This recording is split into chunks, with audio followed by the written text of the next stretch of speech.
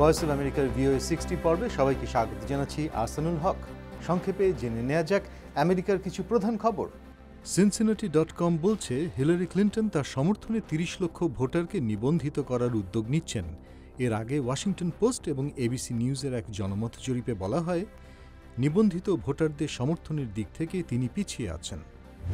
The guardian বলছে CBS চ্যানেলের সাথে ডোনাল্ড ট্রাম্প এবং মাইক পেন্সের প্রথম যৌথ সাক্ষাৎকারে ট্রাম্প পেন্সকে প্রায় কথাই বলতে দেননি।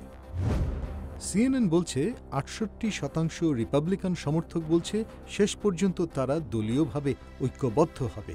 এ ব্যাপারে ডেমোক্র্যাটদের তুলনায় তারা ৭% পিছিয়ে আছেন। এই ছিল আমেরিকা থেকে কিছু প্রধান খবর। VOA 60 আজ এ পর্যন্তই।